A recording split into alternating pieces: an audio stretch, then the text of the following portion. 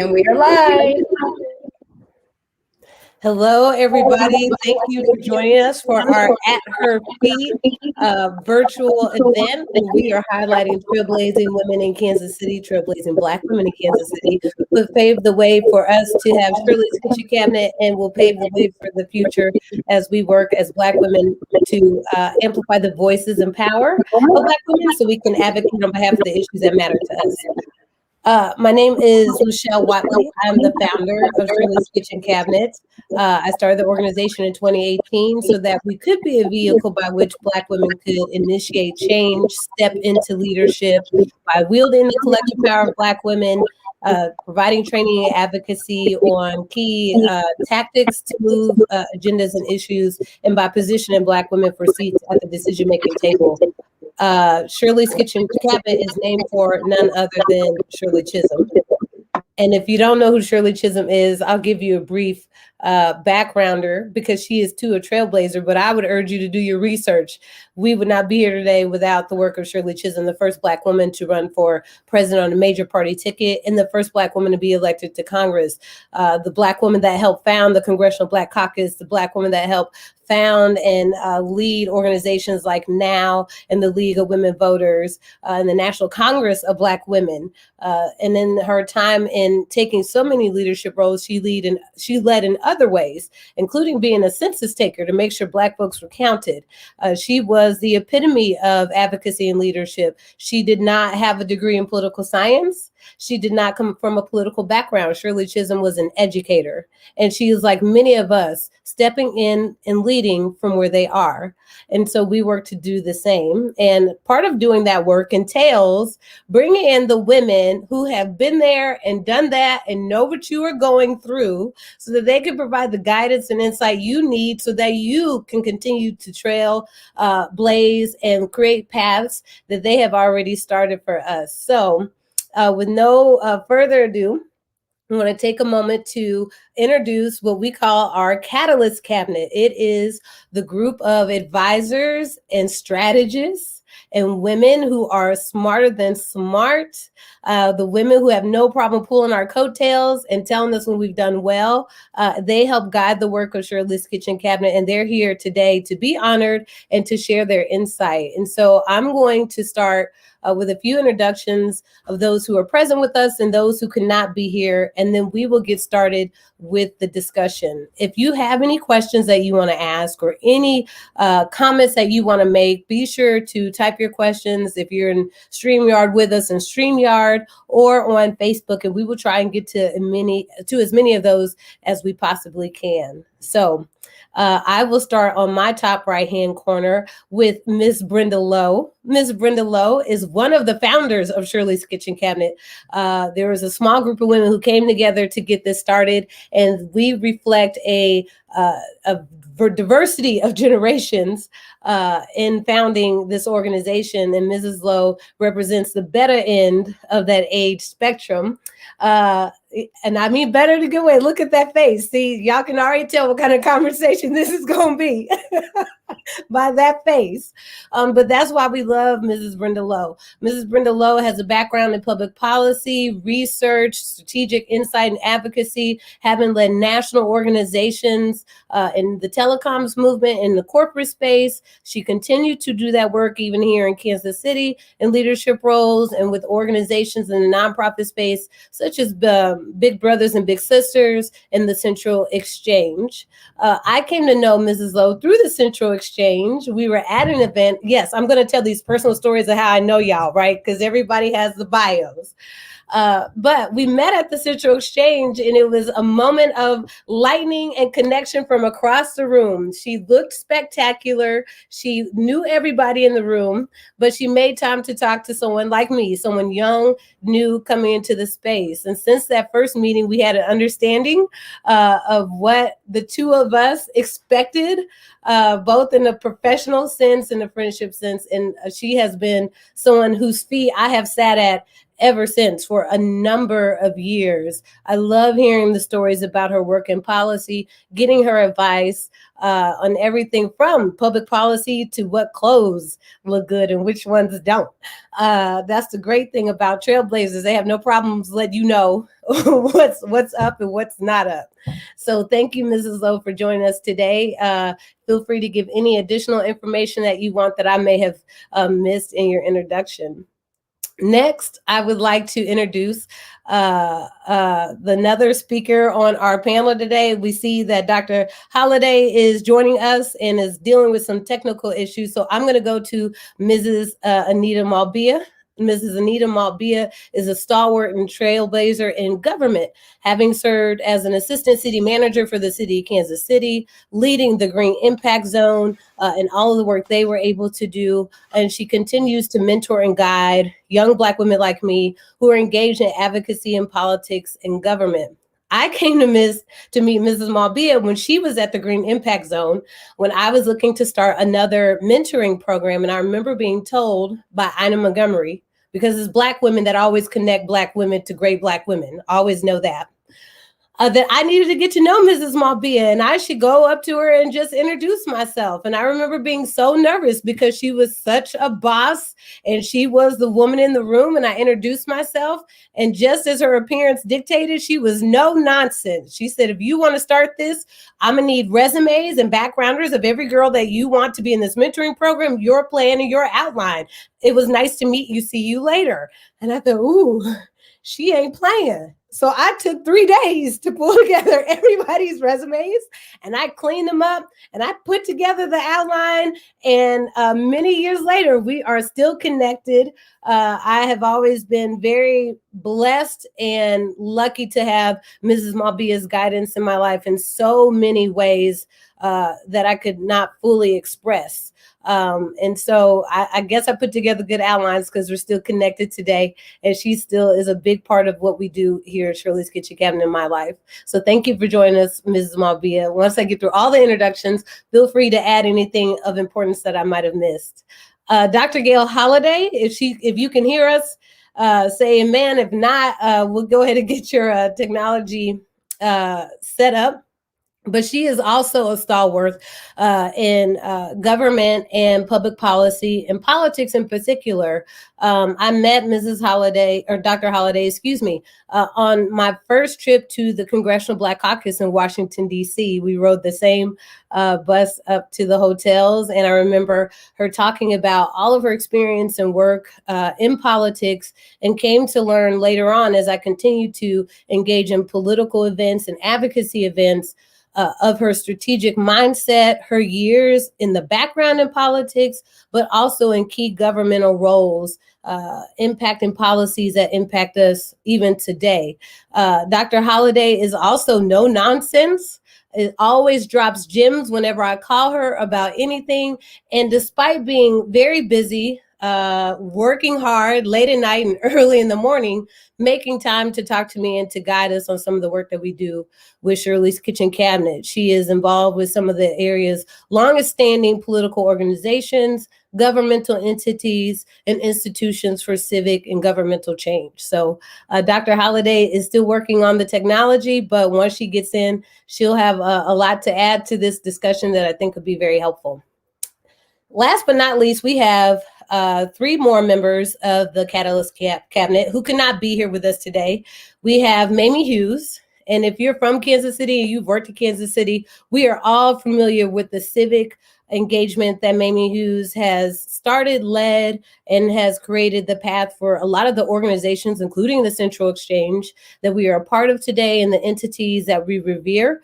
Mamie Hughes has been a long-standing community advocate and stalwart in the community for creating change and leading initiatives that have changed the political and civic trajectory of the city. She was named a UMKC Star Women's Hall of Fame inductee, was one of the first inductees for that awards program and continues to, again, guide and mentor whenever possible. And she does a good job of allowing herself to be guided and mentored too. I have been and I had situations where I could help and give back where I can as a young person in assisting Mimi Hughes, Miss Hughes, and the things that she needs assistance with. And I think that's what is that at the root of these relationships, reciprocity, because even as young people, we have something that we can offer.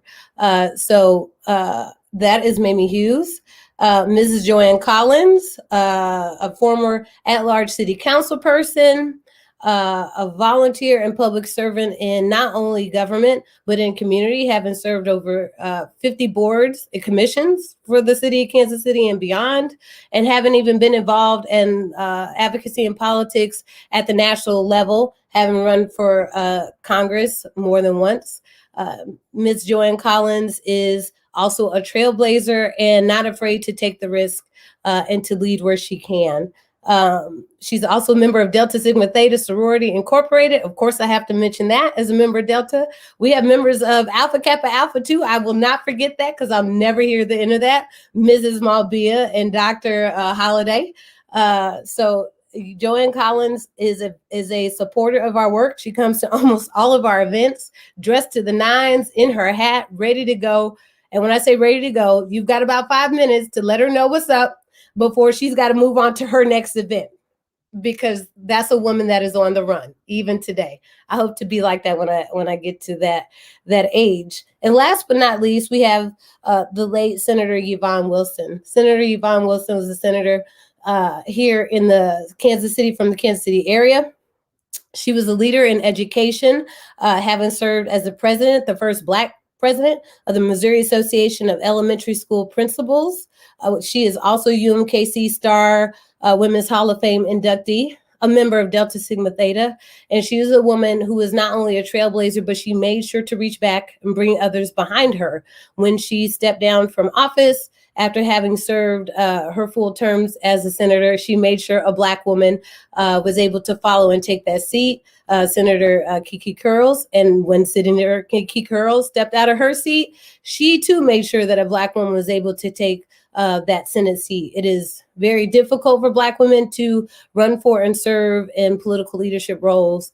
And through the work of Senator Yvonne Wilson, we have ensured that on the Kansas City side, Black women continue to serve in high-ranking levels in the Missouri legislature. So we could pay homage to her, and we give her her roses because of the work that she did when she was here with us. We are able to do the work that we do today and can lay the future for the work that needs to be done tomorrow. So I want to thank all of you. I am honored to have brought all of you together. I was very intentional when I started Shirley's KC to bring women who have been there and done that, who have blazed the trail, because while we may in our younger age have more energy and are willing to take the risk, it's all for naught if you do not have those who have come before you to provide the institutional knowledge that youth does not bring, to provide you the insight that you cannot have because you don't have the experience, and to do so with love and grace. We cannot advance the lives and change the trajectory of Black women unless all of us, those who have done it already, those who are doing it, and those who will do it in the future, without all of us coming together. So it is an honor to sit at your feet today, to listen to your stories, to listen to your advice, to ask the questions, and to continue to tap you for the knowledge and insight that you bring. So with that, I'm going to turn it over to Miss Taylor Holmes. Taylor Holmes is a volunteer with Shirley's Kitchen Cabinet, an inspiring leader in advocacy, government, and politics. She is in her senior year of college, is about to graduate, and I'm sure is looking for opportunities to engage. So if you all have those, be sure to reach back out to her. But she represents the generation that's coming after us, and the generation that we need to mold and develop so that we can all continue to blaze trails. So with that, Taylor, I'll let you give a little more introduction about yourself, and then we can get right into the discussion. Thank you, Michelle. No, I'm excited to be here with all of you wonderful women. It is inspiring and kind of nerve-wracking to hear your bios, but I'm ready. We're going to get into the conversation. I hope everyone who's watching gets something out of it. And please feel free to, drop your comments and questions in the chat. And then to our panelists, be free to expand on anything you think we need to know, because we're here to listen and learn. So I'll get right to the first question. You each have a really vast knowledge and many firsthand experiences of advocating for causes and initiatives that you find important. And many folks today struggle with how they should get involved, or where they should start, where they should begin. Can you share kind of your thought processes, or where you started and how you navigated offering yourselves to bigger causes than your offering yourself to causes that are bigger than yourself? And I'll send it to Mrs. Malpia first. Okay. Well, one of the ways that I've always recommended to young folk that I've had the honor of spending time with and working with is to think about what you're passionate about, what you believe in, and then seek to help some organization that is working that endeavor. And so one of the ways that over the years, one of the ways I got started was to volunteer civically, and specifically through nonprofit boardsmanship. It's an excellent way to bring your ideas to a place where there's a possibility that they might be activated, a way for you to contribute to an ongoing mission, a way to meet people who can advance your agenda. So I would say that aside from preparing yourself educationally, look outside yourself. Look for ways to contribute to what other folk are trying to do. Thank you. I'll have Ms. Lowe go next. Mrs. Lowe. Thank you. Well, I'm kind of an outlier on this panel. So my advocacy role actually started in childhood. A year, 1963, was not unlike this year. There was so much happening. Civil rights movement was brewing. And three friends of mine, we integrated schools in a little rural town in Oklahoma, and it was traumatic, but it was also transformative because it helped us identify what we stood for, who we were. In other words, I found out what my name was through that experience, and I never forgot it. And it also allowed me to have the courage to walk into places that I knew I was not welcome. And I continue to have that courage.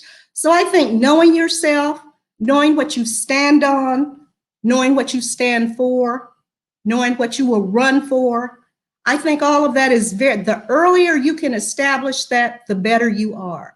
And realizing that what you bring, if you can't get to the table, stand where you are and deliver. I think you just dropped a few gems. I'm trying to take notes. We can come back and touch on a few of those, but I want to make sure we get to Dr. Holliday. Were you able to hear the question? If so, we'd love to hear your response.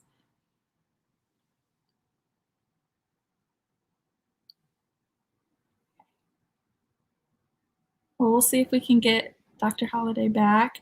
But moving forward, well, just to piggyback off of that last statement, what can you expand on, the importance of finding your voice, knowing who you are and how you can stand in your truths, and how that affects your work? It's very difficult, when you're young and through life for some people, because people are always trying to tell you who you are, who you should be. But as a person, I think you have deep insight into your own personal identity and being able to stand with that with courage, building on that. It's a muscle. That courage is a muscle that you have to continue to exercise wherever you go. Believing in yourself, but having something that you believe in. I absolutely agree with Mrs. Movia. Having something outside of yourself that you believe in, that you're willing to go the limit for. That's very important in getting through life. You know, Brenda brought up an excellent illustration, and this is just a tidbit of history as well. You know, we live in Kansas City. We consider ourselves urbanites, but I think folks should know that before school integration, right here in Kansas City, there were Black children going to wooden two-room schoolhouse at 54th and South Benton. And my parents happened to have moved to that area right at the tail end of my 4th grade year. It was culture shock even for me, because I had grown up on 24th Terrace and Vine and went to Wenda Phillips, which was a brick schoolhouse. But what I discovered was that there were children going to a wooden two-room schoolhouse with a potbelly stove. There was one room with kindergarten through 3rd grade, and the other room 4th grade through 8th grade. All these two different rooms, each having one teacher to teach these children. So when integration came to Kansas City, kind of like Brenda, I went through, I don't know, what do we call it? Went through the sieve of school integration and went 3 blocks up the hill to a 3-story brick schoolhouse that had been attended by white children. They marched us in, and as we came into the auditorium, a hush fell over the room. All eyes followed us. I can still see and feel that. And they were having a junior city meeting. And I sat there and I listened to that meeting and was still feeling somewhat the humiliation of us being marched in and marched to the back of the room and everybody eyeballing us as we went. And determined then that one day I would be the president of that junior city, or the mayor rather of that junior city. So, and I did in the 7th grade. So yeah, establish early, find yourself and build on that and identify what you are passionate about. It sounds like if we listen to a lot of trailblazers, they found very early their voice and where they could step in. Sounds like that's the case for you all. Dr. Holliday, where does that look like for you?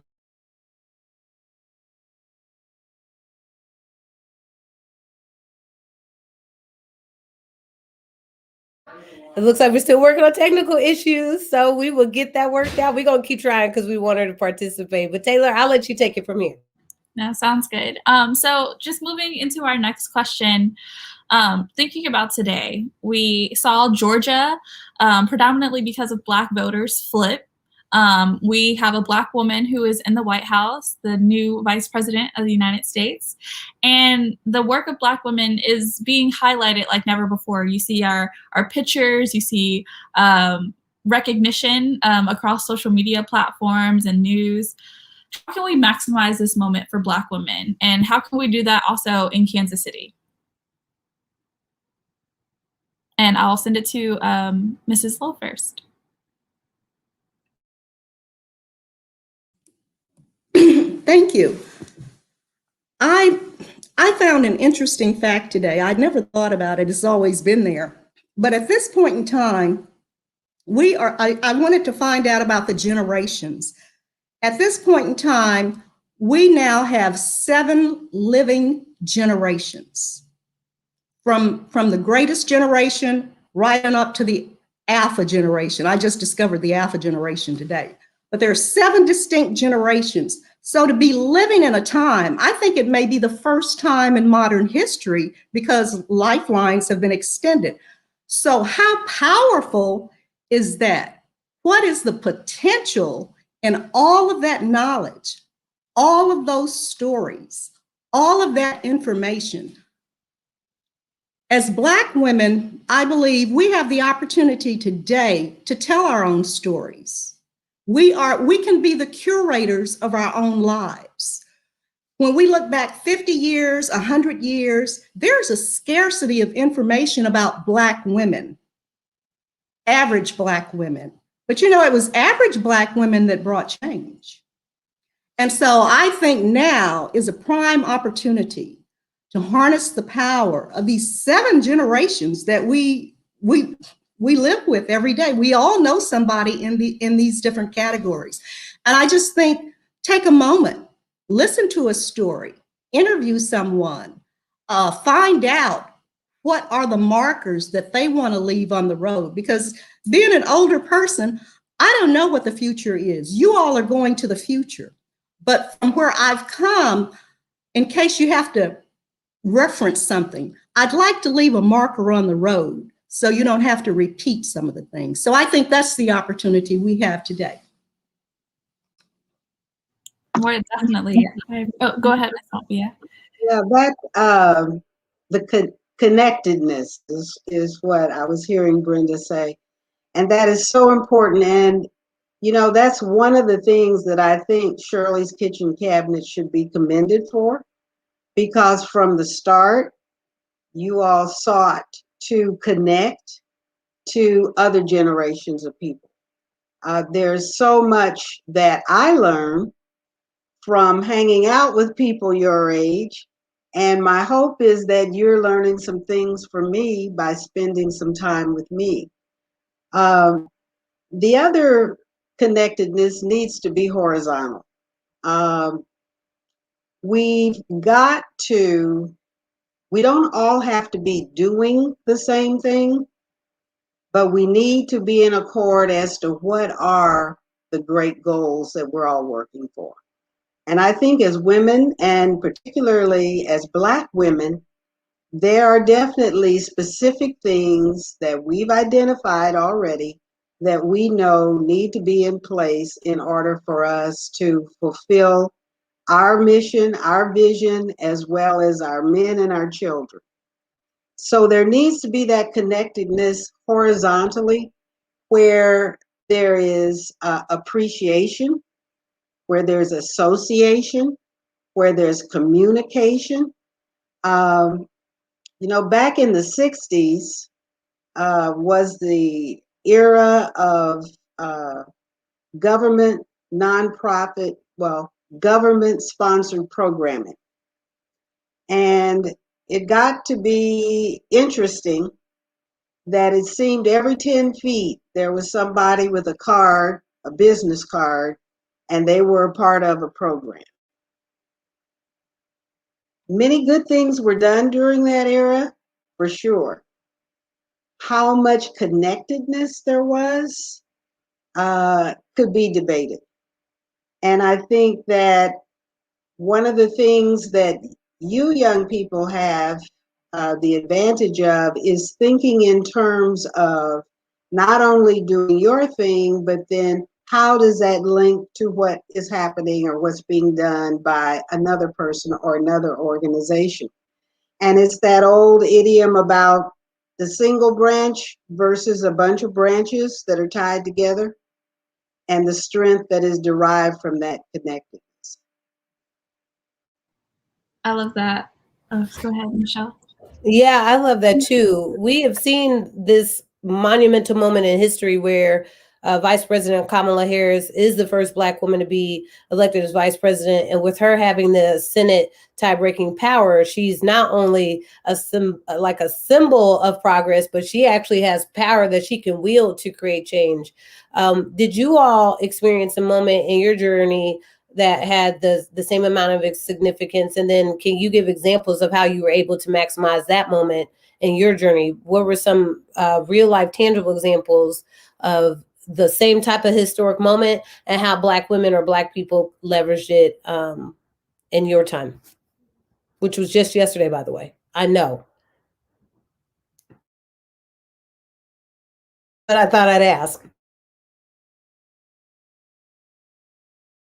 And we will, again, this is a dialogue, so feel free to just jump in and talk. I'm going to keep my talking to a minimum so y'all can talk more. Okay. Well, when I hired in at the city, I hired in as a mid-level administrator in a very large department, the Public Works Department. And one of the things that I noticed early on was that this department, which is made up of not only maintenance and labor issues, but also highly technical engineering issues, was that we didn't have any Black engineers. So I asked if I could not go out recruiting, which I did. And it didn't net us anything because back then, Black people who majored in engineering were scarce. And they pretty much had the pick of where they wanted to go. And most were choosing to go to higher paying private sector jobs. So I called on an old saying that I've used in my life. I didn't make it up, and as I sit here, I can't remember who did, but it is never let what you can't do keep you from doing what you can. And so since the recruitment effort was not successful, I proposed and organized what I ended up calling homegrown, whereby I looked around in our organization at Black folk who had enough schooling that with 2 to 3 more years of schooling could accomplish their engineering degree, and worked out with HR and the department for these people to be allowed to be released, to go to classes, to go to school, and still remain fully on the payroll. So that was one instance where I took advantage of the position that I had and was able to move the ball. So you will come upon those kinds of situations in your life frequently where it appears that, well, I don't have the pay grade, or the setting is not right, it doesn't afford the opportunity. Don't let what you can't do keep you from doing what you can.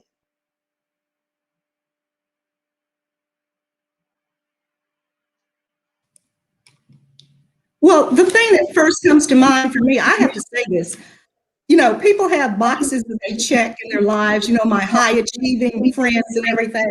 My life has been more or less like a bingo card, okay? So the thing that I think of that comes to mind about this is leading a telecommunications organization that was based in Washington, D.C. So many times in organizations earlier decades, no one was really focusing on public policy. They were focusing on how do you do business with the government, how do you get promoted within your company, that sort of thing. And so I feel really good about the fact that I was able to form a committee, and that committee work with the organization and take 3 busloads of people to Capitol Hill and give them what they needed to go and meet with their Congress people and feel confident in talking about the issues. The issue back then was broadband. The issue is still broadband. And it's still an issue for me. I was looking last week, Missouri has a broadband program or initiative, but it doesn't include Kansas City and St. Louis. And I thought that was very interesting. So I will be pursuing that with Congresswoman Eddie Bernice Johnson. She was a great ally of our organization. And she is now the chair of the Science and Technology Committee. So she has oversight over the Commerce Department, the FCC. She's wielding a lot of power. She is a ranking member. So that story about broadband, that story about letting people know that they can affect this, even at the local level. All politics are local, as is policy. And so any person that reads something in the paper and they have questions, pick up the phone, call somebody. You can be an entity of your own, and then look for an organization to collaborate with. One other thought, you might consider maybe stepping outside your comfort zone and being a bit bold. We were talking about the Central Exchange earlier, and of course, so grateful to Mamie Hughes for what she did to bring that about. I kept hearing about the struggles of our minority and women contractors, not being able to master particularly the business end. They had the skill set and the know-how to do the work, but the inventorying, the taxing, all of that kind of stuff. And so I got word that there was going to be a senior vice president from Turner Construction Company, which is a big national company, in town, and a reception was being given for him at the Central Exchange. I didn't have an invitation, but I went anyway, and actually ended up commandeering about 25 minutes of his time. That resulted in us forming a partnership to have an 8-week training course for women and minority contractors that was put on by Turner Construction Company. And that program ran for years. I'm out of touch with it now because I've been retired for so long, so I'm not sure what the status is now. But I know as recently as a couple of years ago, it was still going. So that all came from being just a little bold, showing up where I wasn't invited, and not only that, but taking up the time of the guest of honor to get a goal. It all works out. We have to be bold. That's what Shirley Chisholm did. There was no Black woman that ran for president before her, or Congress for that matter, right? We have to be bold, crash parties, take up people's time, and create space. As Shirley says, if they don't give you a seat at the table, bring your folding chair. There you go. There you go. Well, there's a lot to learn from everything you're saying. I'm trying to digest as we're going. But for those who are viewing us or are watching the live, please feel free to comment in the comment section. Drop your questions and we will ask them. And I'm going to ask one that we have from Izula. And it kind of feeds into the question I was going to ask next. There's lots of things that some folks could say, my generation is remodeling or kind of having the same ideas. You have organizations like the NAACP and the Urban League who are very institutional organizations. And then you have new pop-up organizations and also new, like the Black Lives Matter movement, who have similar missions, similar goals, but new approaches or new ideas. And Izula asks, how do we continue to build intergenerational support and grassroots to public policy movements? And we'd love to hear your thoughts on those. Sometimes it's as simple as ask. I think Michelle explained when she was introducing me that somebody suggested that she reach out to me, so she did. And it's interesting how many times folk think, oh, well, I need a certain protocol or I need this, that, or the other. Not true. Sometimes it's a matter of just doing it, seeking to sit down with people. And, that's a two-way street. My husband and I seek to sit down with young people. It's not always up to the young people to be seeking to sit down with us. We find that we learn a lot. We keep abreast of what's going on. I won't say technologically, but otherwise we learn what's going on just by having great conversations with people that are half our age. So just do it would be part of my answer for that. I think one thing too is is to believe in what you already know. You know, have some faith in what you know, because as young people, you're going to the future. I can't see the future except through you. So that exchange of ideas is what drives. I think it was Jesse Jackson that said, there's nothing like an idea whose time has come. So being able to discuss ideas that are really ideas that move the community, that move people, that move the status of women, talking about ideas and being able to stay in an information flow that's going to bring ideas to you, that's going to enlarge and enhance the conversation. I think that's very important when you're talking intergenerationally. And for older people, you know, I've raised a granddaughter, and so she pretty much schooled me about being judgmental and being patient and being a better listener. So I think on both sides, you know, that comes into play. But I think the ultimate thing is respecting each other's journey, young and old.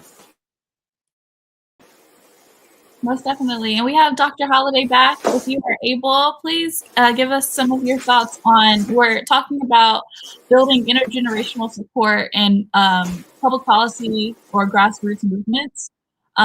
Do you have any direct experience with that, or you can share your thoughts on even what it looks like to build connections through generations in public policy?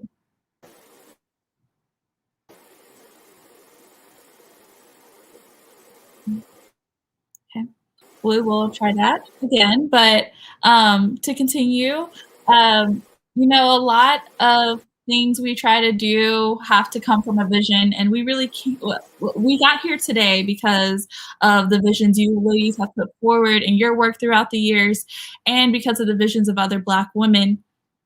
Every door I feel like has been open for me has been opened because of the work of other women or the people, other Black women I've asked. And so I want to ask, you know, we can never be what we do not imagine or what we do not envision. So what do you envision for Black women in the upcoming years in relation to advocacy work?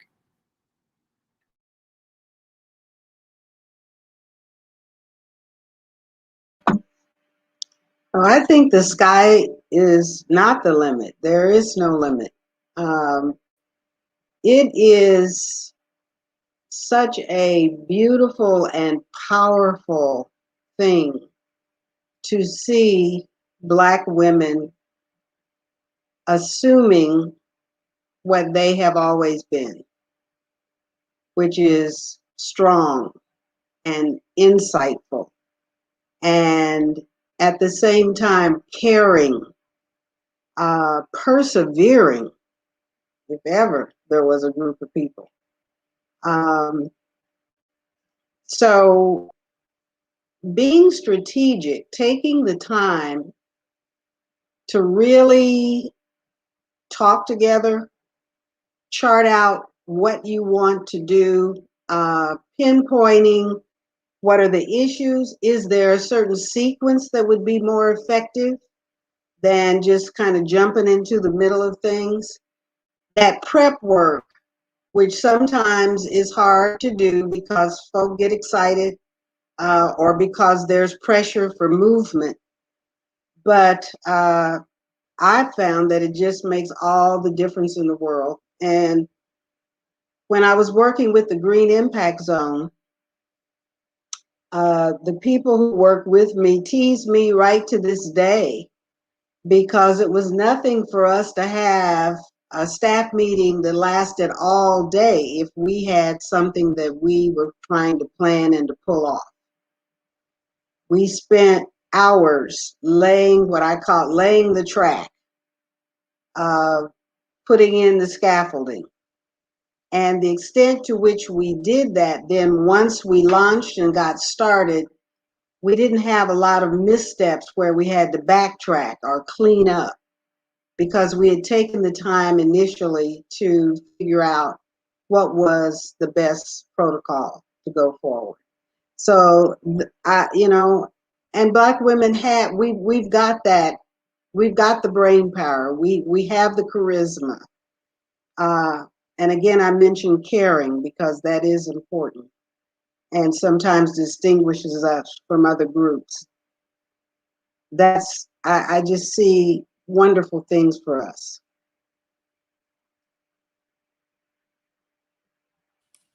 I absolutely agree. I think this is a transformational time. I think these 7 generations of power, I think all of the things that are going on globally, we're in a global society now. And 50 years ago, I never would have imagined that I would have friends around the world, that I would have associates and allies around the world. It never occurred to me. So what's going on now, it's just a glimpse. I agree with Anita. There is no sky, no limit to it. And I believe as long as we keep the faith in each other, there's plenty of room. There's so many organizations. There's so many initiatives. I see it. And every time I see a new group, I think this is wonderful. There is room. Everybody is not going to be working on the same thing at the same time. Everybody will not be bringing the same skill set, the same understanding, the same perspective. And if you will recall, Anita, you will recall this. Back in the 50s, 60s, even earlier, there were always groups of Black women within the community doing different things. And that doesn't even include, our sororities and church groups. There were other standalone organizations that evolved out of the community because there were Black women that always saw the need, and they were willing to step into that need and do something about it. So I think right now, it is so exciting. Somebody said it was a curse to be living in interesting times, but I think it's a blessing. Absolutely. No, it is a blessing. It's been an interesting past year, so we're looking forward to what we can continue to do. Dr. Holliday, we are talking about, again, intergenerational communication or connectedness, and we're discussing, what do you envision for Black women in the future? Do you have any thoughts that you can, well, I know you have thoughts, so we'd love to hear them.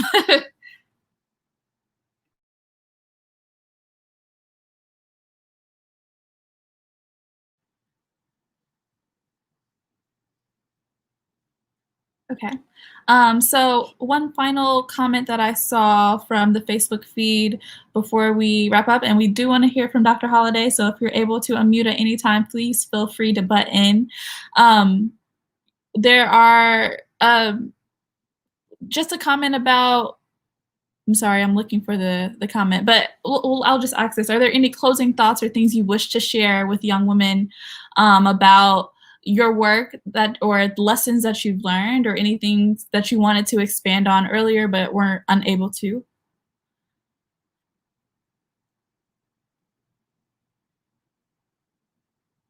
And I guess I'd like to go back to really encouraging folk to find a way to do something, to be a mentor, and that's a one-on-one thing. Everybody's not cut out to be a part of a large organization, and you don't have to be. You can do something as important and impactful, but small by comparison, as mentoring someone. You don't have to be in the great big organization, but you may be cut out for the great big organization. So if you are, do that. The other thing is just find a way to contribute. Understand clearly that you do have something to contribute. Everybody has a talent. Take the inventory, take the time, and use that for the advancement of other people. And, you can't beat God-giving. There are so many times when I've set out to do something that I thought would be helpful to somebody else, and I end up more blessed than they are. So get involved. do something, join a nonprofit board. I cannot emphasize that enough. We get a lot of invitations to nonprofit events and so forth, and I wish I saw more of us represented, because so many of these nonprofit efforts do ultimately serve our people. And there's so many of them. I've had some glorious times and met some wonderful people by working on a nonprofit board. It's a way to make a tangible contribution. That's what we need. Don't withhold, be bold, get in there and do it. Absolutely. And I want to address the question that we wanted to originally ask. If you had any comments about, standing firm in your beliefs and your worth, and how to navigate feeling lonely if you are a trailblazer, which you women are.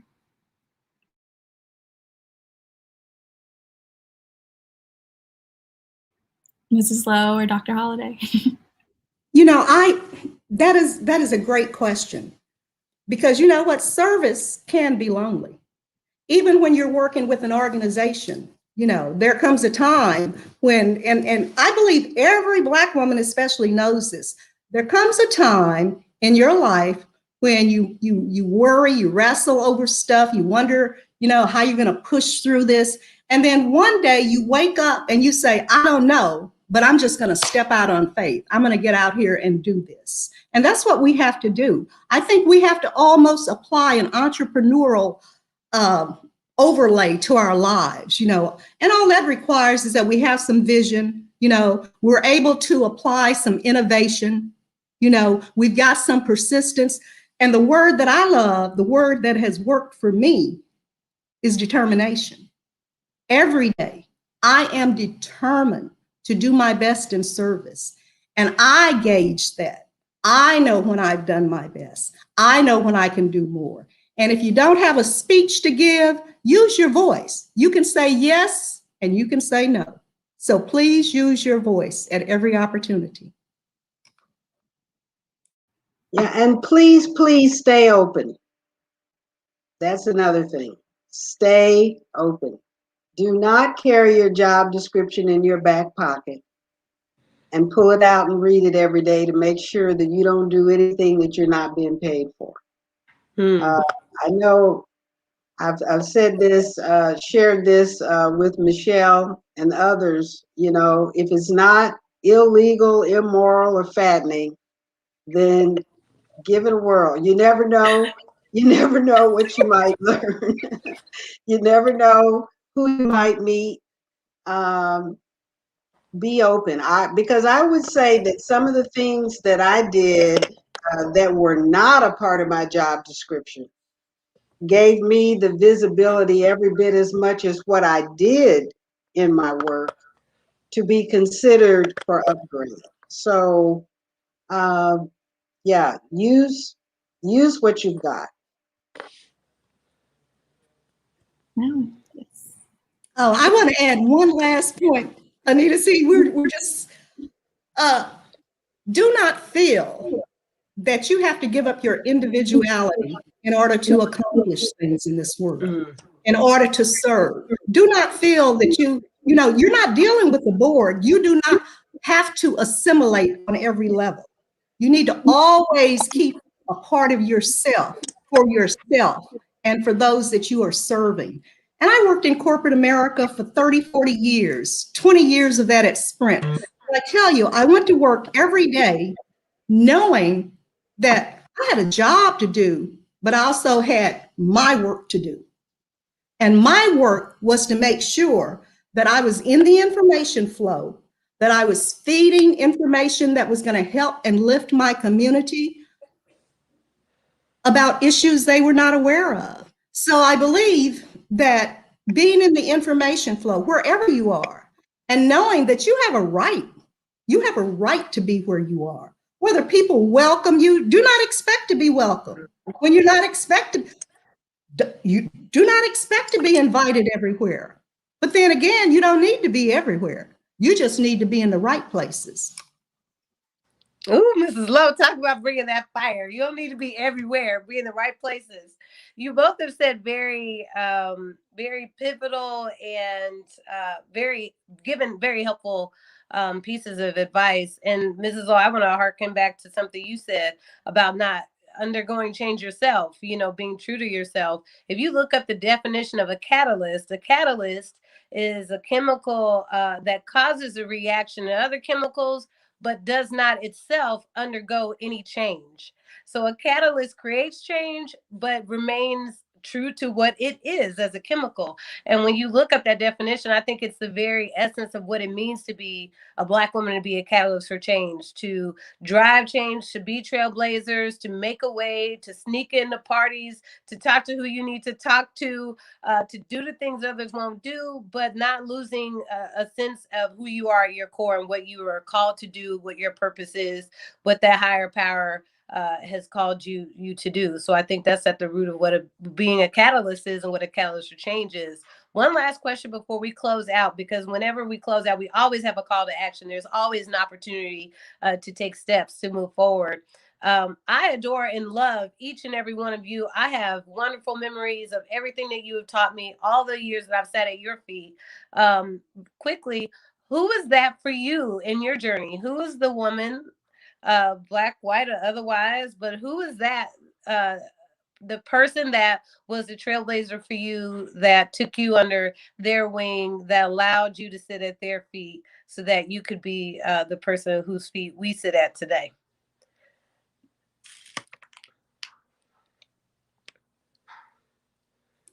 There were so many women. There were so many women. I mean, from childhood all the way to now. But I have to give my grandmother great credit because she had a sense of self, and she had a very hard life. She lived a sharecropper's life, but she had learned so much that she was willing to still pour into me after raising her own 14 kids. So I would say my grandmother, because I saw her live her life each day with dignity. And she had great respect for herself, her family, for her community. She was a midwife. She was forever giving, but she stood on what she believed in. And watching her, modeling some of her behaviors as I grew. I've probably gotten better at modeling her behavior as I've gotten older, but she's always the one that I go back to. And then from a public perspective, Fannie Lou Hamer. When I saw her on television that night at the Democratic convention, I was a child. I was a little girl, and it moved me. And for her to have that much courage at that time, because those were dangerous times all over the country. And for her to step up there and speak like she did, I never forget it. I'm always inspired by Fannie Lou Hamer and my grandmother. And Fannie Lou Hamer, the president, went and interjected on her speech and tried to keep it from being on TV. She was so powerful, and he could not stop her. All of the news stations aired it afterwards. And she didn't have a college education. She didn't go to have all the credentials, and she was still powerful. That's a good one, Mrs. Lowe. I would have to say my mother.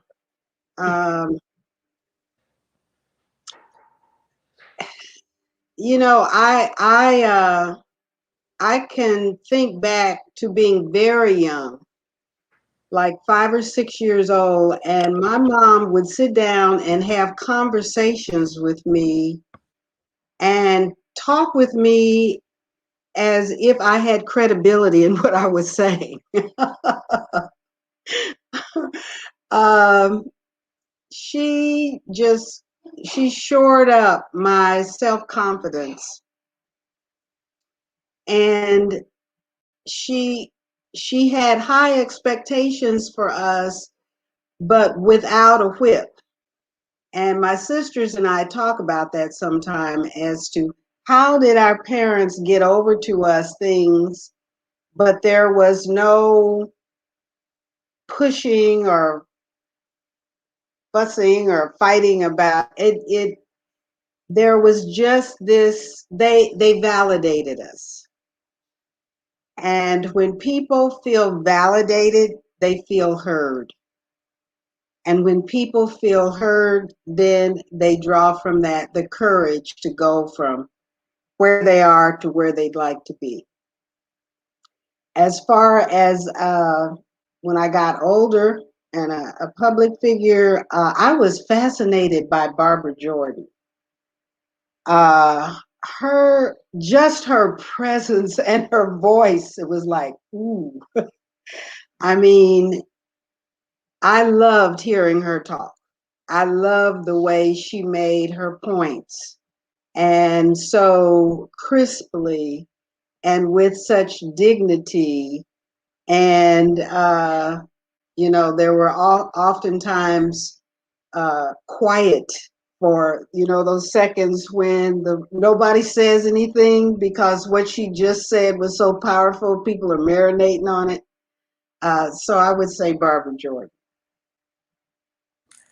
Another woman who captivated audiences, whose speeches we still listen to today and use as models for how you can be eloquent and intellectual and still reach the masses with your words. Talk about wielding the power of the word to get things done. She's another, she's phenomenal. Y'all brought up some good ones. Okay, now I'm gonna marinate on what y'all just said and be quiet and hand it over to Sandy to close us out.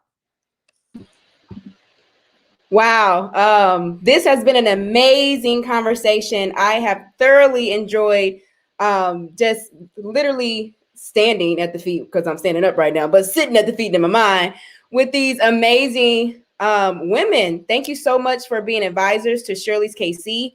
Thank you for extending your mentorship, your sisterhood, and your support to all of our live audience that are here with us today. I just want to take a few moments to try to gather all of these gems you dropped and put them in a quick closing call for us, a call to action, because it's one thing to have these dynamic conversations and sit at the feet of such dynamic trailblazing women like yourselves, but it's another thing to take these conversations and put them into action and put them into work where we can see things happen in our communities where we're moving Black women forward. And so some things that I heard that I want to reiterate and give a charge to our audience to do is to stay connected. We talked about intergenerational connectedness, and this conversation was created to kind of model that and mirror it a little bit. But I put the charge out for all of our live audiences, myself and everyone on this call right now, to do that in your daily lives. So whether that's talking with the candy lady who lives down the street, or whether that's going up to the women, Black women within your own organizations to talk about our experiences, our lives, it's important that as a tribal community who we are, that we share our stories. Not only should we share those stories, but we need to carry those stories to carry our history with us. That's what our ancestors did. That's how we have become to know the knowledge that we carry within our spirits. And that's what we're going to give to our children. And that's how they're going to carry our spirits with them too. So stay connected, have conversations, and continue these dialogues, even outside of this platform right here. Another thing I want to hit on is we talked about, I think it was Mrs. Malbia who talked about the branch and all of the branches that come off of it, how there's a single one, right?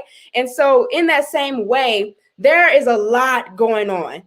But to remember that humanity unites us together in this single branch, that reminds us to be kind, to be gentle, to have grace, to be open. So have that grace, be open, be kind, be gentle, and stay connected through this single branch of sisterhood that we have as a Black people and as a Black women. Also, we talked about being connected with organizations and being connected with movements. And so right off the bat, just connect with Shirley's KC. If you want to stay abreast with what's going on, hit us up on Facebook or any of our social channels. Also connect with us via email and connect with some of the actions that we are working on, such as the Crown Act. We have a Crown Act toolkit that you can utilize to voice your opinion and voice your advocacy for actions of that nature. And so we'll drop some information in our chat so you can get connected with our Crown Act information as well as Shirley's KC actions. And then I also want to talk about connecting with organizations on a macro or micro level. So that if that's connecting with national level organizations through nonprofit movements, or if that's connecting with your church organizations that may not be as big as a national organization, but are definitely doing things to keep things moving, stay connected. And then last but not least, as it was mentioned, be sure to join boards. And I'm saying this for all of our live audience out there, whether you're a senior maverick out there, or if you feel like you're too young and not ready and no one want to listen to your voice, all of our voices matter. So join a board, be yourself. You are the expert in your experience. You are the expert of your Black skin. You are the expert of the women you bring to the table. And so age doesn't matter. Experience from a paper side doesn't matter, but the experience within your Black body is what matters. So definitely join a board and let your voice be heard. So I wanted to hop on to remind us of those action points and say thank you for all of our panelists who were able to join. Thank you, Taylor, for moderating this dynamic conversation. Thank you, Dr. Holliday, who's been listening, trying to get in and trying to share her points, who was really, really heartbroken that she wasn't able to let the audience hear her and wanted to share that with you all. But thank you for being available with us as well, Dr. Holliday. And thank you for all of our trailblazers who have gone before. We appreciate your service. We thank you for allowing us to sit at your feet, to take up the mantle and to continue to move forward issues for Black women and to move us forward into the light so that the world know we ain't going nowhere. We got our own chairs. We'll make our own table. We're going to be here. Last but not least, thank you, Michelle, for the vision of Shirley's Kitchen Cabinet and for this opportunity for us to share in this dialogue together. I look forward for more events and more opportunities for us to sit at the table of our wonderful trailblazers and advisors with Shirley's Kitchen Cabinet. So thank you everyone for joining us today. And Mrs. Mapia, did you want to say something? I see you're unmuted. Yeah. We have a young Black woman who is going into foreign territory right here in our own area. Park Hill School District, north of the river, has never had a Black person on the board. There are over 50 languages spoken in that district, and yet no person of color has ever been there to represent the families and the children of color. She just happens to be my daughter, Brandy Woodley. When she wins, and I'm going to put it that way, cheer her on, please. This is one of us forging into unknown territory, so to speak, but it's just an example of who you guys are and what you can do. And it's our time to shine and to support. So I had to put that in there. Thank you for allowing me to say that. What was I going to do, Ms. Mapia? Say, no, you can't say nothing else? Look, Mrs. Lowe, what's your plug for the day? Of course, Mrs. Mapia. Mrs. Lowe, you got a plug? I don't have a plug. My plug is for everybody just to do what you are pulled to do. Sometimes, people try to push you to do stuff, but you really have to be pulled from your heart and your spirit into your own path. And I just encourage everybody to be pulled by that right spirit. All right, be pulled. Pay attention to the school board races in Parkville on since we plugging stuff. April 6th is election day. You got the E-Tax of Kansas City. You have school board races and Black women running for school board here in Kansas City. Do your research. Make sure the candidates align with your values and your values regarding your child's education, because they have a great say in what's going on in education. As Sandy said, if you want to get involved in the Crown Act, creating a respectful and open world for natural hair so that you can go to work in school and not be kicked out because you decided to wear braids, locks, or twists. We got bills in the Kansas and Missouri legislature on that. If you're looking to get on boards and commissions, we have a sign up for that. If you're looking to be involved, just visit our website, be pulled, follow what is pulling you. And again, be sure to support Black women running for school board in Parkville. so that we can make history and otherwise. Thank you, ladies. I want to give a quick shout out to Asia Jones, who's helping on the back end, Brittany Reed, who's helping on the black and back end. Thank you, Sandy. Thank you, Taylor. Thank you, Mrs. Love. Thank you, Ms. Malvia. Thank you, Joanne Collins. Thank you, Dr. Holliday. Thank you all. I love you. We are happy to give you your roses today and every day because you deserve them.